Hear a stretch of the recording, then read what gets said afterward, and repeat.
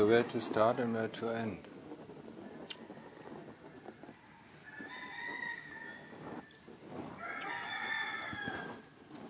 We start with our practice and we end with our practice.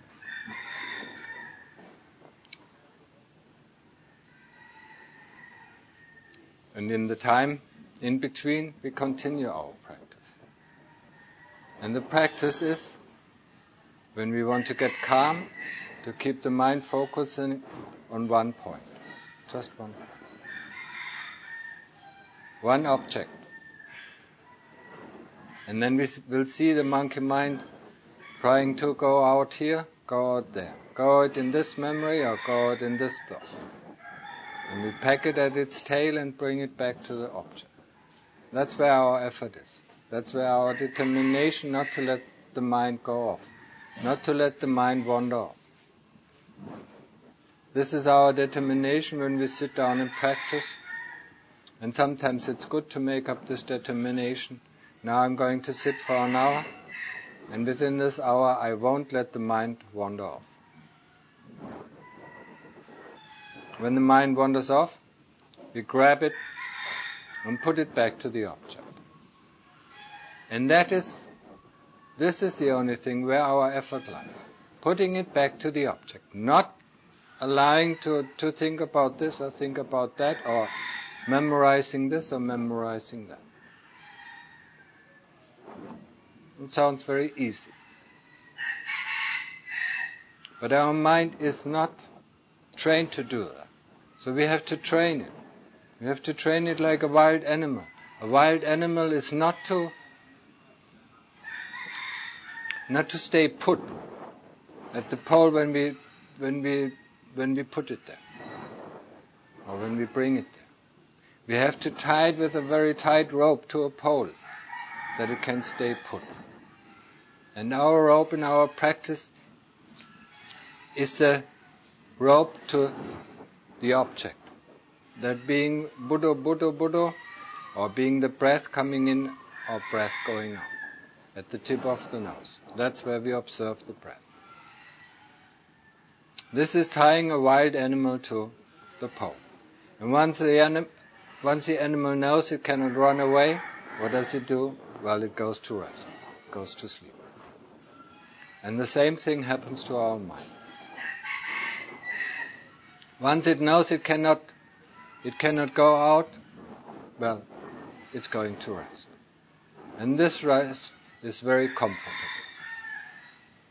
It is like a very deep sleep. Once we get out, or once we come out, we are completely refreshed.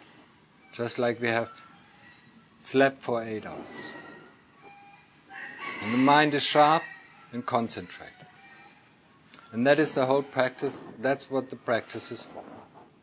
To get the mind concentrated, to get the mind to refresh the mind. Just like the purpose of sleeping and eating is to get enough energy to do our daily work. Or why do we eat and why do we sleep? We want to work until our last day. Not necessarily the work that earns money, but working this or working that. Working in our garden or working with our hobby or working along. We cannot stop. Isn't it interesting? We have to do something. Reading a book, driving with a car, listening to the radio, or watching TV. We have to do something all our life. All the time we have to do something. And that's what I call work. But most of our life is just spent, with earning money. To keep up this body going. And when we don't have to earn money, or we do not work that earns money, then we work for our pleasure. That's what we think. Until the last day, or until our last breath. What for? What's the purpose of this? Just to go into the next life. And then the next life. And in the next life we work again. Until the last breath, to go into the next life. And then we work again until our last breath, until the next life. There is no end to this. If we are not determined to put an end to it. I hope this is clear. If we do not put some effort in ending the circle of birth and death, then we will stuck in this roller coaster forever. Going up, going down, going up, going down.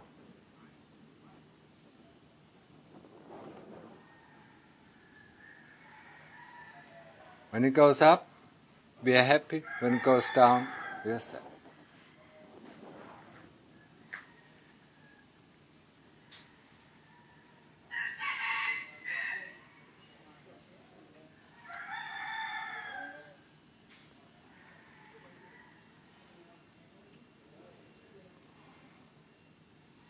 So the question for you is, are you willing to do that? Are you willing to go up and down? Are you willing to be born and die and born and die? For the rest, not only the rest of your life, but the rest of infinity. Get that clear. If you don't find the way out, or if you don't go the path that leads out, you will be stuck there forever.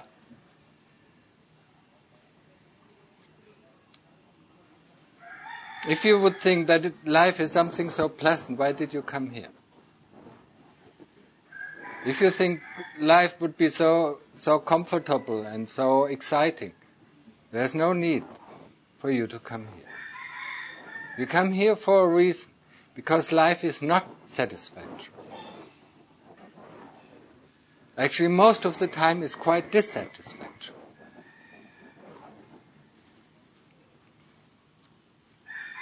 And that's the reason why we come here.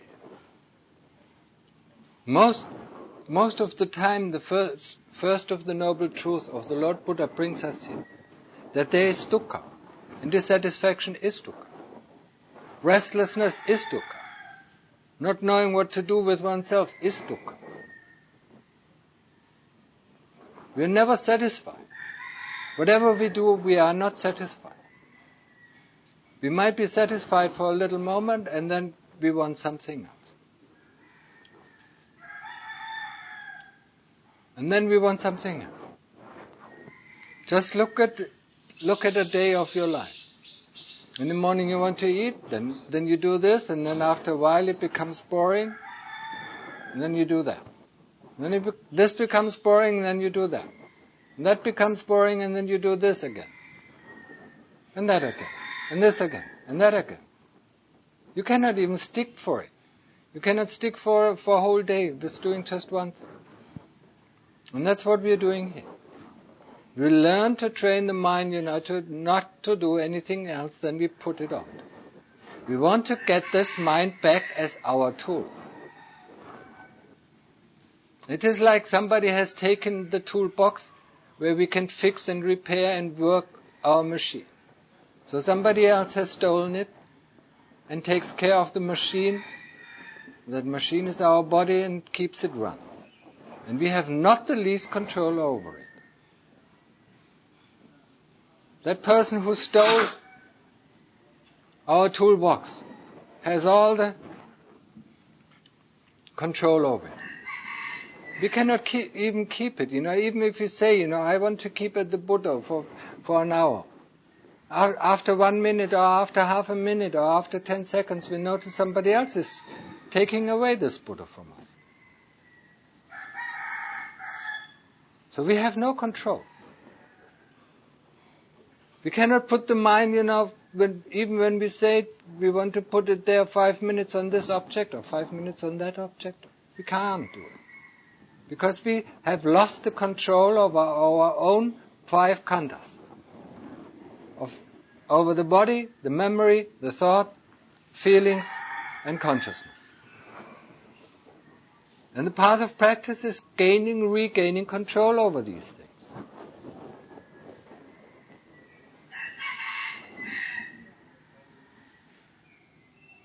This should be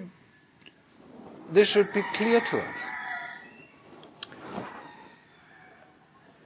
It should be clear to us that there is somebody else actually running ourselves, or running this body, or running the show.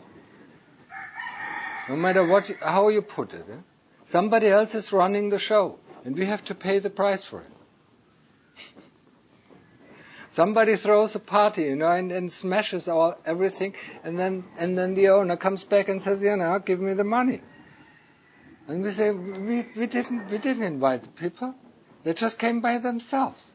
We didn't invite the thoughts. They just came by themselves. But these kind of thoughts ruined us. Thoughts of fear, thoughts of worry, thoughts of doubt, thoughts of this or that. Memories of this or that. We didn't invite them to come in, did we? They just come on them, they invite themselves. And they make a mess of us.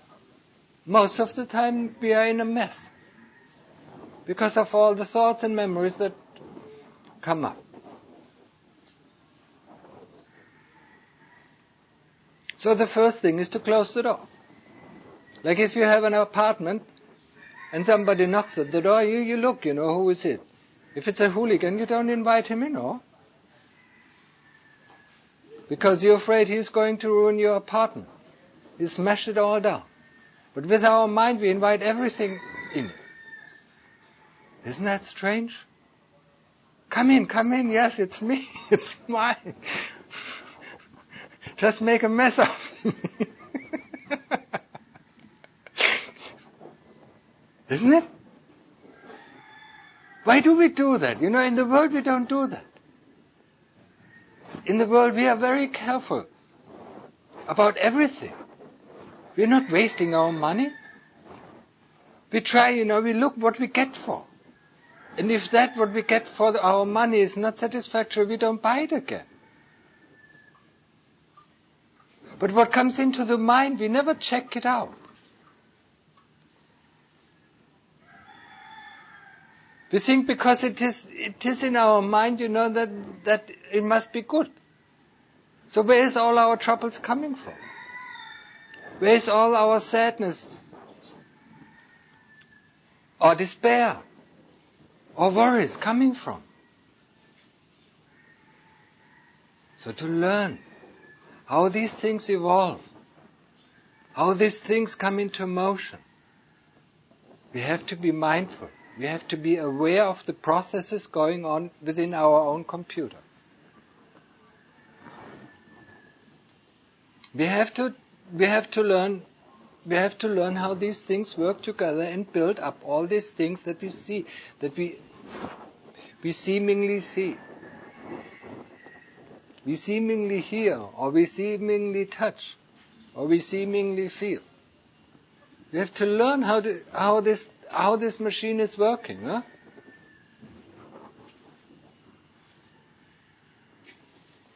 Or are you satisfied with its result? I don't think anybody who sits here, is satisfied with the results. Maybe a moment during the day, maybe 2 moments. There's a nice feeling. Okay, that's fine. And the rest of the day, 23 hours and 58 minutes, it's unpleasant. And then we try to find a way out of this unpleasantness.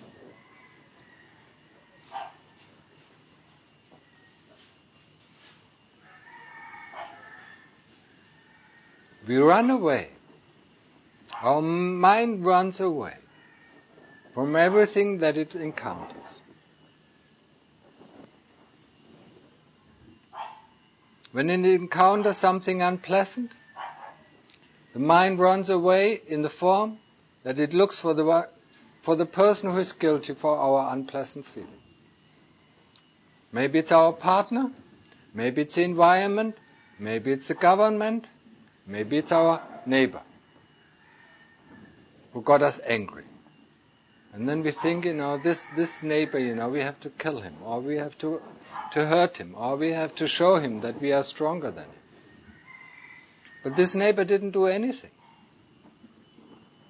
Our mind did it. The government doesn't do anything. Our mind did it. Our partner didn't do anything. Our mind did it. Because all the feelings, and listen well, all the feelings arise within our own heart. Or would you say that the feelings arise in the tree that is close by us? When I have a thought, it arises in my mind. When I have a feeling, it arises in my heart. Doesn't it? Whatever feeling it is, if it's pleasant or unpleasant, it still arises in our heart. So, who is responsible? We. Nobody else. And that is something that we have to learn. We have to the first part of the practice is to learn to be responsible for one's own action. To be responsible for one's own thoughts. To be responsible for one's own speech. That is something we have to learn. So whatever we experience right now is the result of our own doing. It's not somebody else's.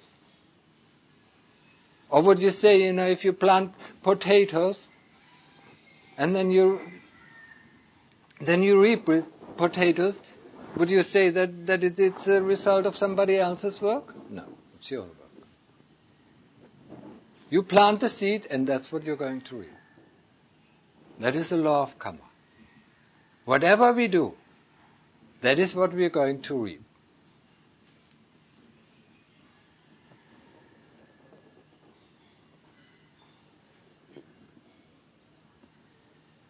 If we feed on thoughts of anger, then we will reap anger. If we feed on thoughts of love, then we will reap love. And that's very easy. We do have a saying, we do have a common saying. Don't do unto others what you don't want others to do unto you. So why don't we follow it? This is nothing else than the description of karma. Whatever we do unto others, that's what others will do unto us. So whatever they do now to us, it's what we have done in the past to them. Karma is not personal. That means, not the same person. If we are going to hit a weak person, then a stronger person comes and hit us.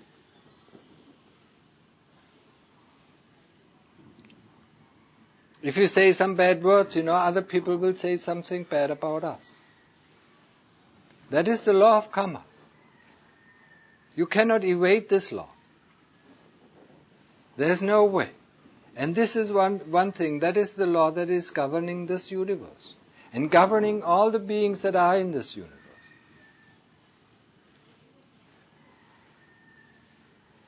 You cannot run away. Like in our own in our own country, we cannot evade the law. If we do something against the law, then they put us into prison, isn't it? If we steal or if we kill, and they catch us and they put us into prison because it's against the law. And so is it with the law of karma. But there's no authority who puts us into prison. It's us who puts us into prison. There's no God or something like that who looks over all these beings. Would be quite a job. It's us who looks over ourselves. It's a law that governs us. And if we do not follow the law, then we have to reap the results. That means if we do not follow the 5 precepts or the 5 moral precepts, and then what is going to happen? Then we go to the lower realms. We go to the hell realms or the demon realms or the animal realms or whatever. Depending on whatever we've did. If we seeded some good karma that will bring us to heaven, then we go to heaven. If we understand the law, then we can govern our journey. It's just like a sailor, who understands the ways of the sea. He can go to any port he wishes to. But if he doesn't know where it leads to, he's just lost. And wherever he happens to land, that's where he lands. But if he knows the laws, that govern the sea, if he knows the routes, then he can go wherever he wants to go, isn't it? But with our life, yet we don't seem to be able to govern our life in that direction that where we want to go, we can go. It just seems to happen. Everything just seems to happen. And we have not yet the clue how it is happening. And that's why the Lord Buddha came and taught us so kindly and showed us the way and told us, when you do not keep the 5 precepts, then you will go into the lower realms. The 5 precepts, in short, are not harming any living being, not taking what is not given is the second, not lying or use harsh or abusive speech is the third, the fourth, no sexual misconduct, and the fifth, no alcohol and drugs.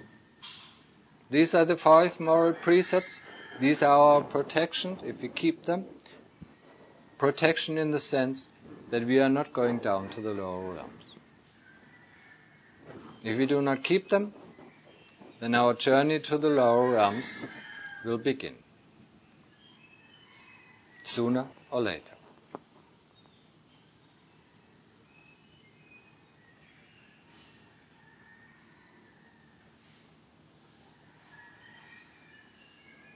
So, in order to get an understanding,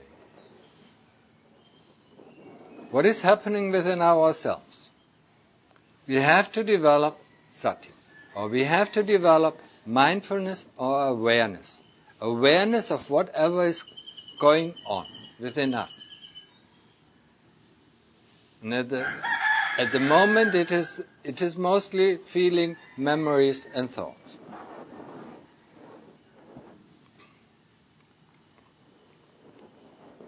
So we curb it in. We train the mind to stay put. Just put. Put to one object. To make it calm. To calm it down. Once the mind is calm, it is like once the animal, the wild animal, the wild horse or the wild elephant, is calm and he stays put, wherever we put him, then we can train him. Before that, we can't train him. Before that, he will always run away. So if we don't bring our mind calm, if we cannot center it onto one object, we cannot put it really to work. Because the mind will go off. Playing here and playing there. So before we can put it to work, and that's why I teach that in the beginning. It is important to have samadhi. It is important to be able to concentrate on one subject. If we can concentrate on this one subject, if we keep our concentration or our attention to this one subject for at least 10 or 15 minutes, then we can start with the work. Before that, it's useless to start work. Just like I sometimes say, when we dig here and when we dig there, and the next time we dig over there, we never get a hole. But if we always dig at the same place, there must be a hole. Otherwise, there are just shovels here and shovels there. Nothing really happens. And that is the same thing when we put our mind too early on investigation. Investigation of what is going on. Investigation of the body, investigation of feeling, investigation of memory, thoughts. in consciousness. So if the mind is actually not stable, it is useless to do any kind of work. So get the mind stable. Get it into the concentration.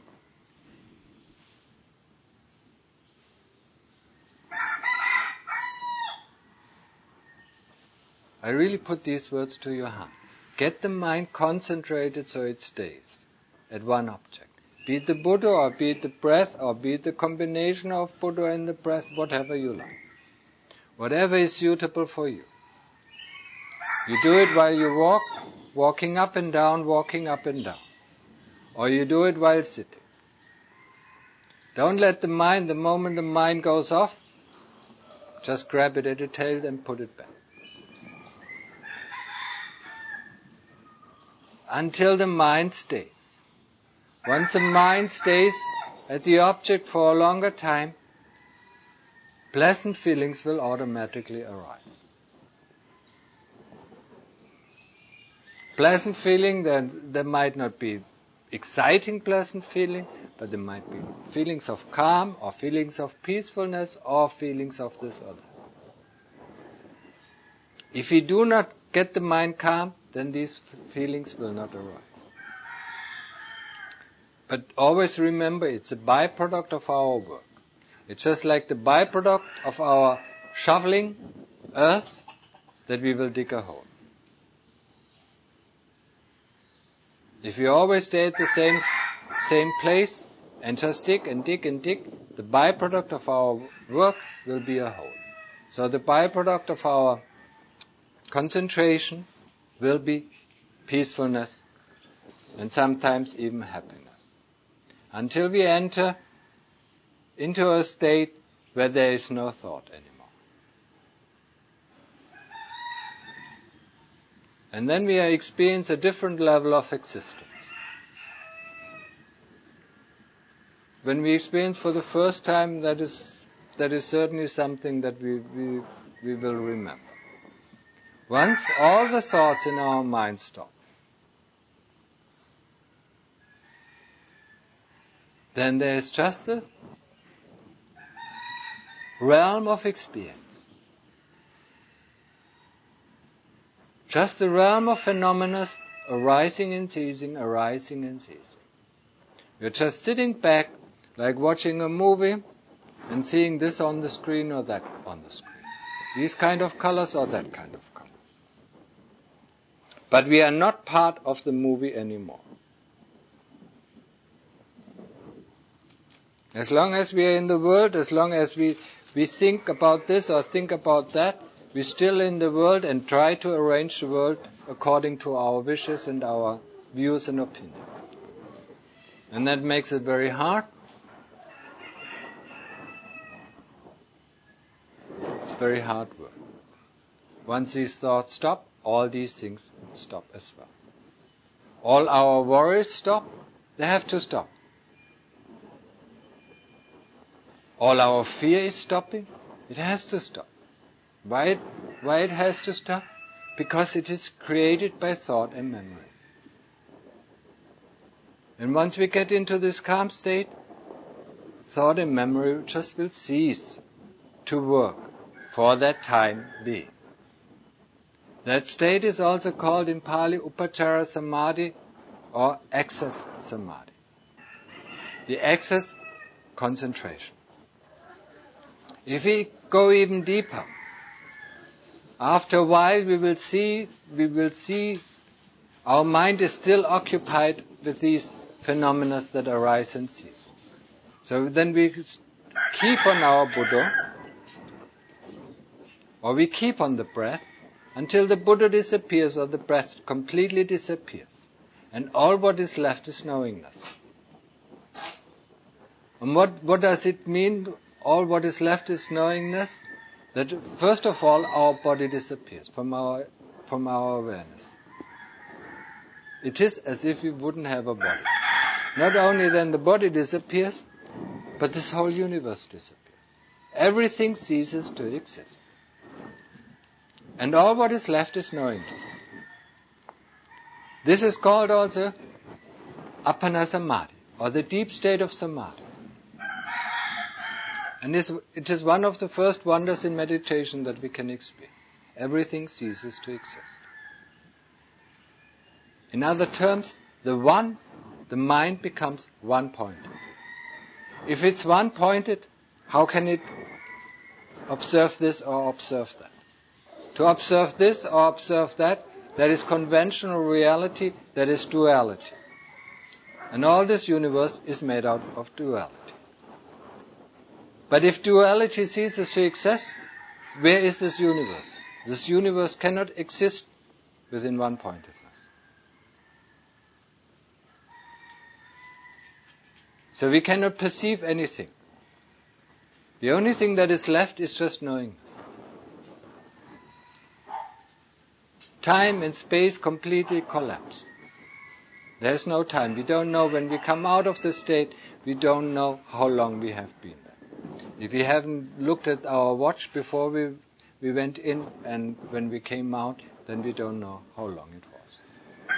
Some people stay there for hours, some people stay there for days. But most of us will stay there only for half a minute or a minute in the beginning.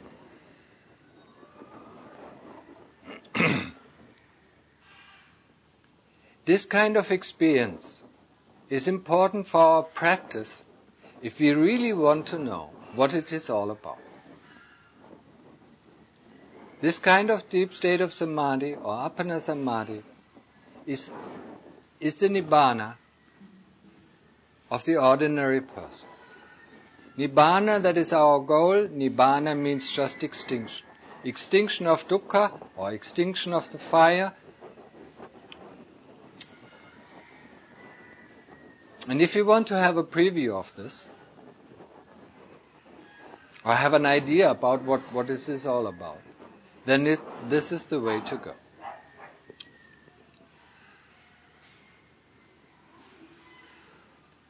It just shows us clearly that there is something beyond all of this. All of this, what we experience, all of this, what we are confronted with. And all what we need to do is just to concentrate the mind on one object, not letting it go anywhere else.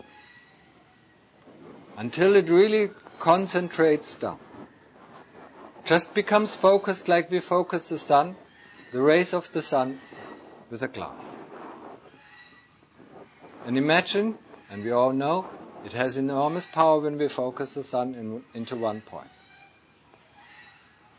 And so is it with the mind. It has enormous power. When we focus all the stray thoughts that are going here and going there into one point, it's enormously powerful. The moment we come out of the state of deep samadhi, our mind is completely refreshed and sharp as a knife. Extremely sharp. If we then put it to work and let it cut up our objects of investigation, and for the beginning our object of investigation is the body. Then it cuts it up very fast and very thorough. It cuts it up for understanding what is the true nature of this body. So that is why it's so important. Samadhi is important. Samadhi is not an option. We cannot do investigation if we do not have enough concentration. We cannot do investigation if we do not have enough sati, mindfulness or awareness of what is going on.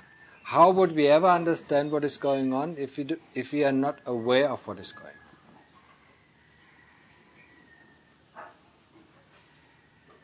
So that is why it's important. And it belongs to the Eightfold Path, or it belongs to the path that leads out of dukkha. Sila, the 5 moral precepts, samadhi, concentration and calm, awareness and mindfulness, and panya, wisdom. Wisdom through the power of investigation. If you want to understand, We put our mind onto the object we want to understand. And that's how wisdom is developed.